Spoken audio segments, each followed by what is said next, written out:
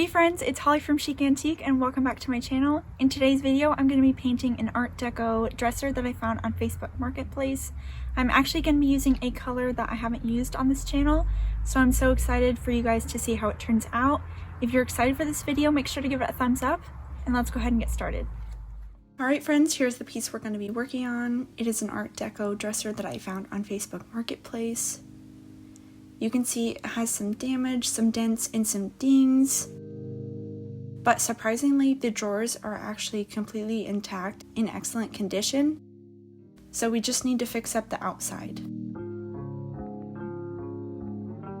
This is completely solid wood, super sturdy, and really well made.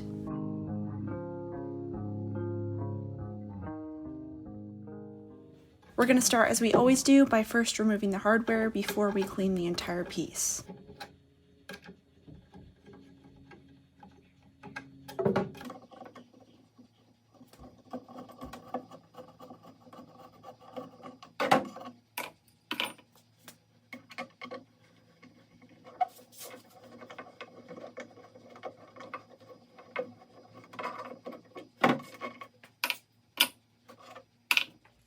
After I've removed the hardware, I'm going to go ahead and clean this with a TSP cleaner. I'll be using Dixie Belle's White Lightning Cleaner dissolved in some water. And then I'm just going to wipe down the entire piece inside and out with that cleaner.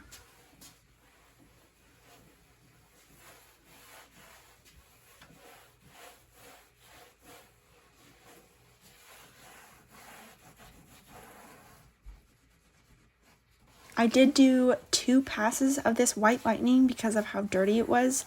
It was a lot dirtier than I expected it to be. Here's what the water looked like after that first pass.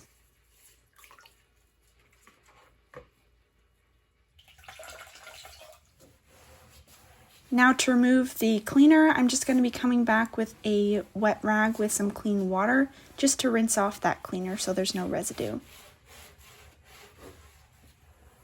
And the top drawers had this scraping issue. The bottom of the drawer is just barely scraping the bottom, so I'm going to show you how to fix it.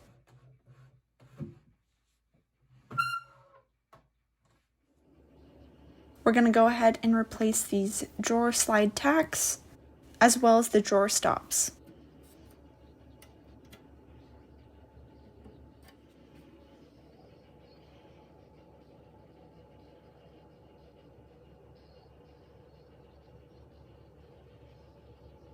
I'm going to be using thumbtacks for this. They're about the same size as these drawer slides. So I'm just going to tap these in with my hammer.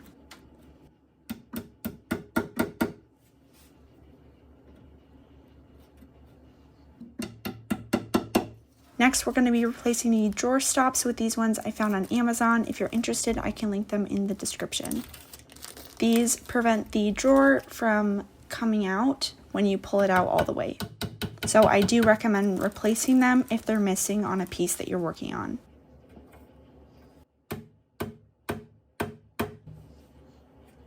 Now we're just going to continue on that left side, adding the tacks as well as the drawer stops.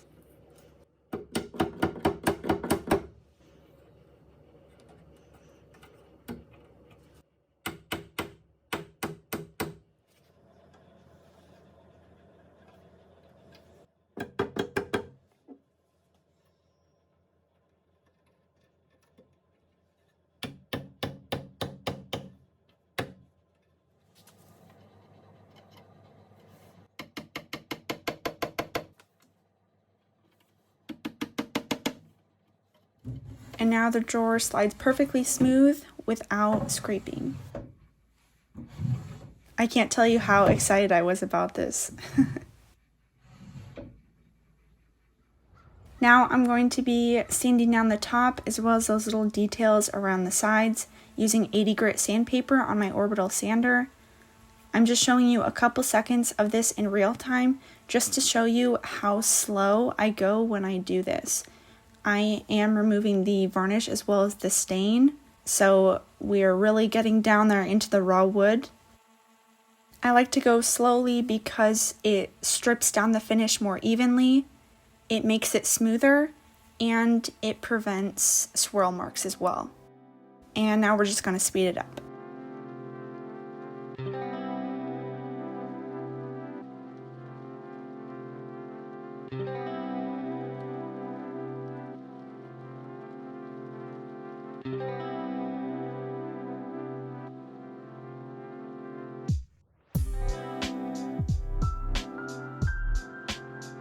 Just to give you an idea, this clip here is sped up 2000%. That's a lot. But I'm just trying to tell you how important I think it is to go slowly when you're stripping down a finish and sanding.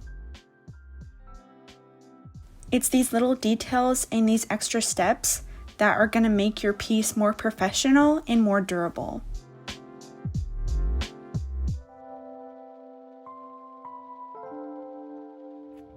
After using 80 grit, I'm going to come back with 120 grit and scuff sand the rest of the piece, the drawers, as well as smooth out the top that we used 80 grit sandpaper on.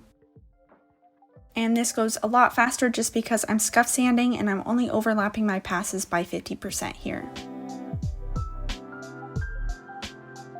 And then moving on to the top, doing the same thing.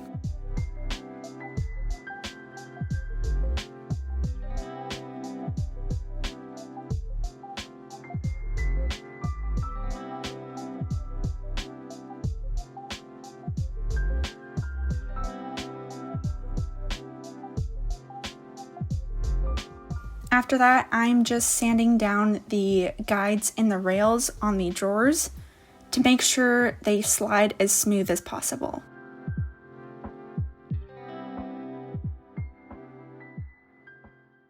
Next, I'm going to be filling in all of the damage, so I'm going to be using Bondo's all-purpose filler, as well as DAP plastic wood filler in some of the smaller areas.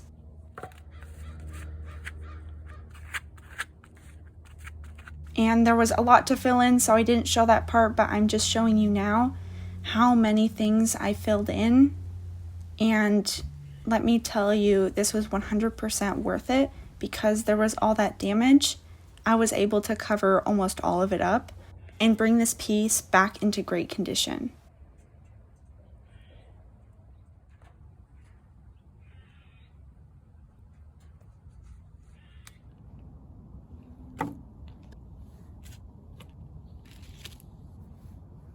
Next, I'm going to be priming, so I'm going to be using a roller for this. I'll be using 4-inch rollers with Zinsser 123 primer.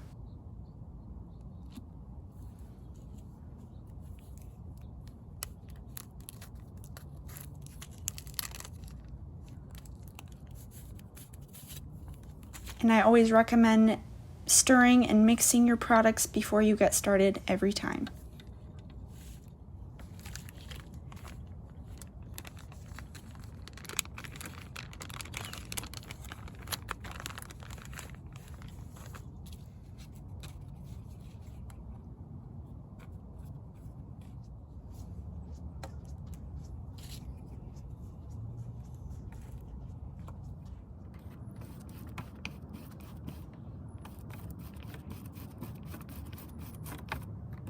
Now to get started on priming, I'm just going to cap off those edges with a chip brush because I can't reach them with the roller. And then I'm going to smooth everything out with that roller.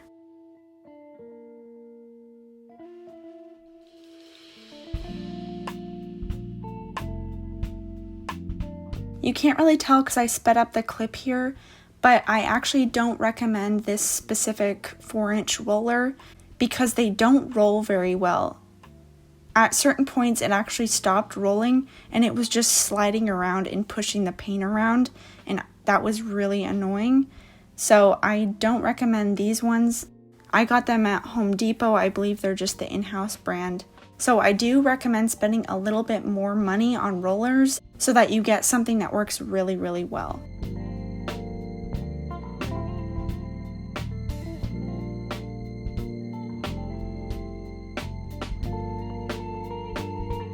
Next, I'm moving onto the side, again using my chip brush to get in the area that I can't reach with the roller. Then I'm going to continue with that roller. You can see a little bit better here where it stopped rolling and it was just sliding around, but I did get it to work, thankfully.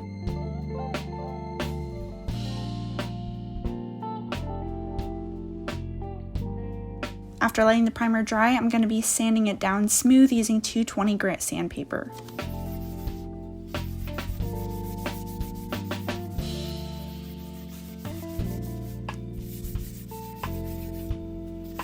After sanding, you always want to remove that dust using a microfiber cloth or a tack cloth. Now for paint, I'm going to be using Bell's chalk mineral paint in the color Aubergine. It is a purple color with a blue undertone. And I'm going to be using my Belle flat medium brush. I'm going to start by capping off the edges and then continue from left to right.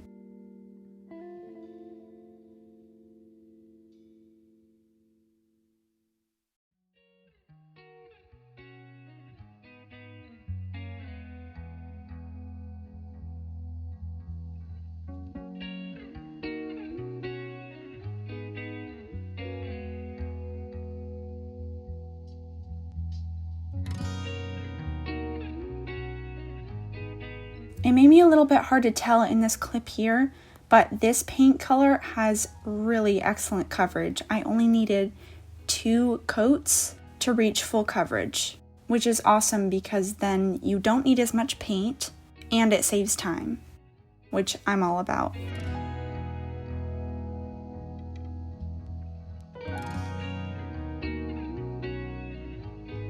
And I'm just taking my time smoothing it out as I go, making sure to work section by section and then smooth out that section in a long stroke.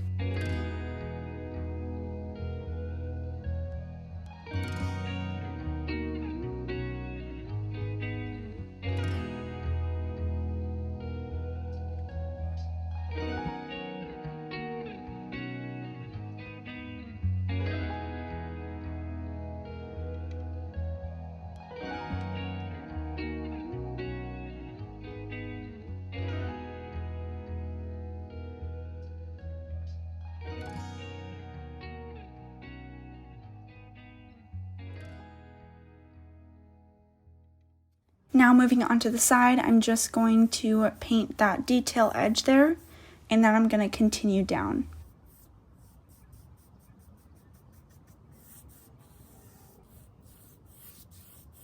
This color is really hard to capture on camera. It almost looks blue when I take photos and video of it, but I promise it's purple. It just has that very strong blue undertone. So if the sun isn't out shining, it looks more blue than purple.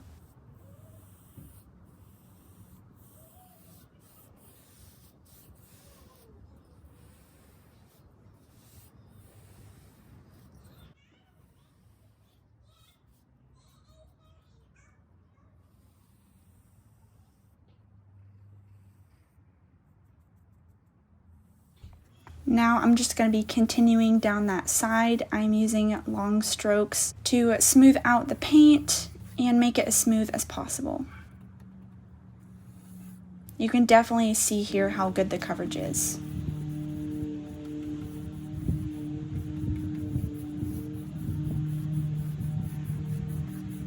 And it still looks blue, which is kind of annoying, but I promise it's purple.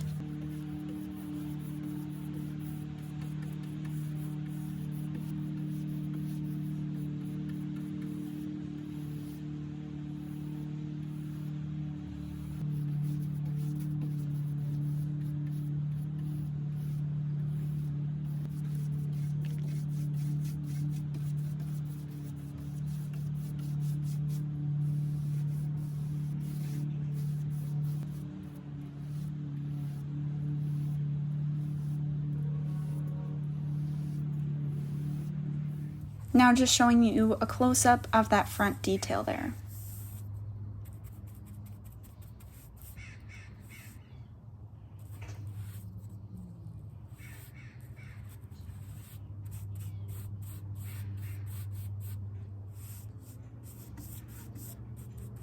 This paint looks so smooth. I just love it.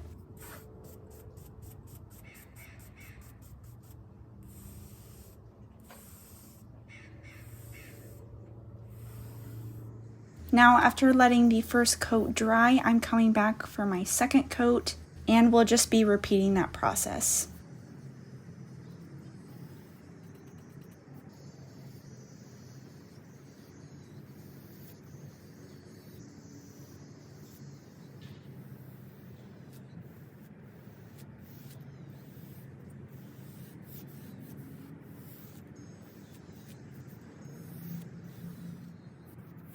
And for my second coat, I'm doing a little bit of a different technique.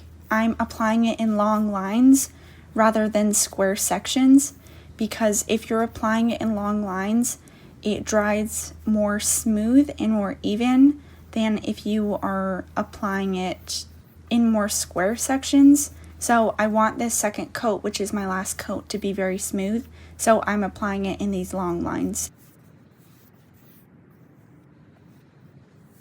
And you can see this does make it look really smooth.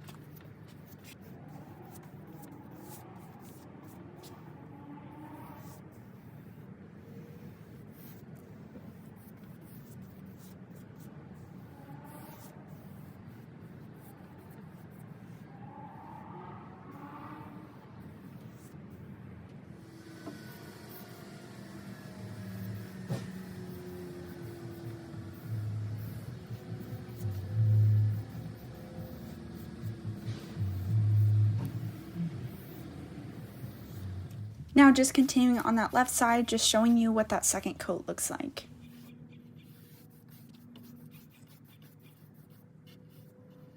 Again, I'm applying it in those long lines in order to get that smooth, even finish.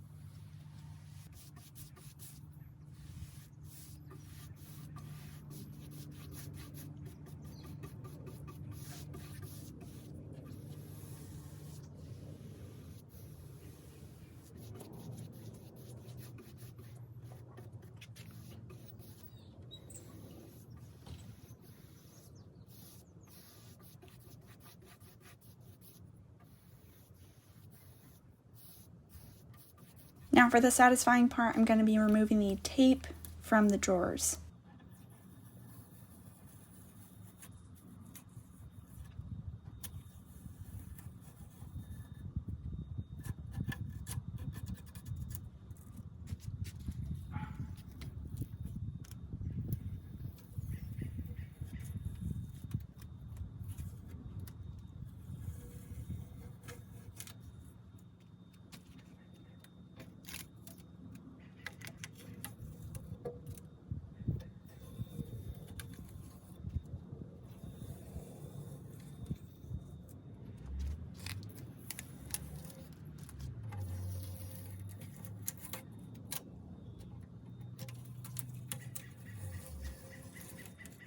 Now to seal the piece, I'm going to be using Dixie Belle's Clear Coat and Flat, and I'm going to be mixing in a little bit of my paint to tint it in order to prevent that sort of white cast that you can sometimes get when you clear coat dark colored pieces.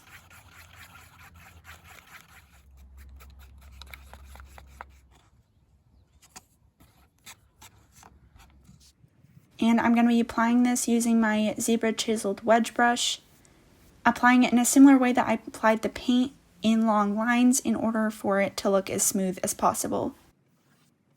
When you're using this flat clear coat, don't worry about getting it to look perfect because it dries almost invisible. And I just wanted to show you, this is a 20-second time lapse over a 20-minute span. I just wanted to show you how this clear coat dries, how smooth it looks, and how pretty it looks.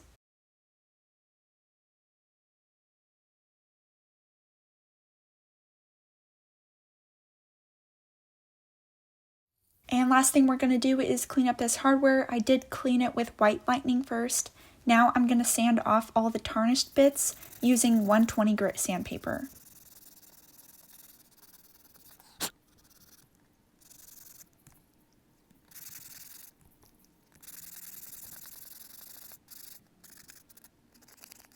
And then I'm going to follow that with 320 grit sandpaper to smooth everything out.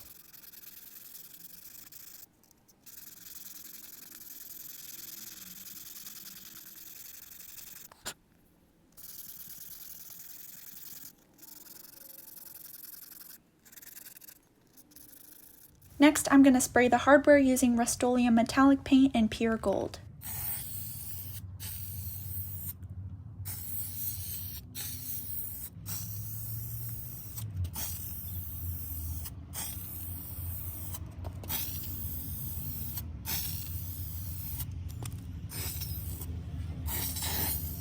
Now I'm going to be using Big Mama's Butter in Orange Grove on the drawer guides just to keep the drawers moving smoothly and easily.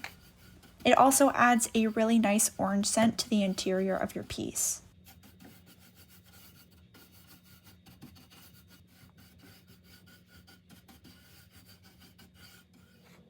And I'm also going to be applying this to the interior drawers just to freshen them up and seal that wood to prevent stains.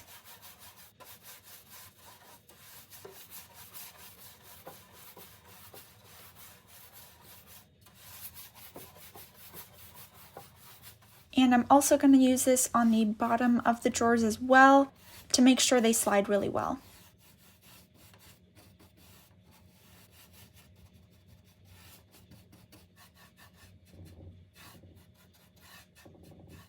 Alright, now that it's all complete, I just want to remind you what we started with.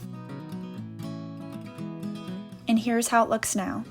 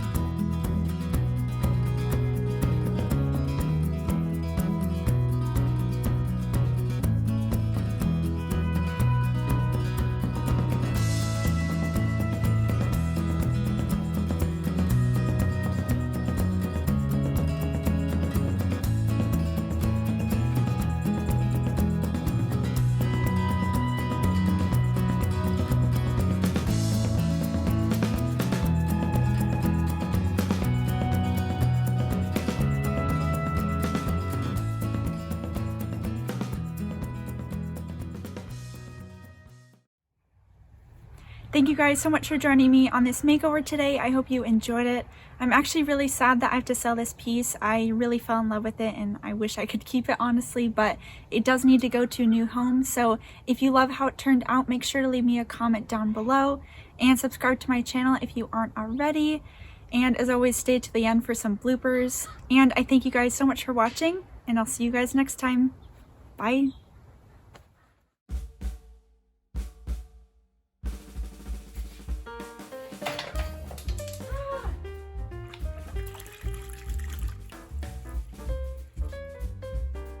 Ew.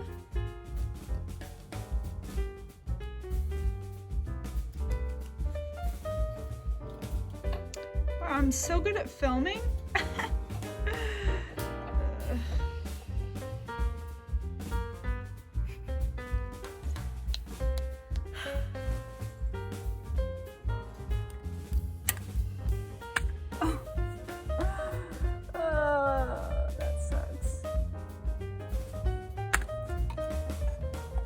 Thanks. Oh no, no, no, no, no!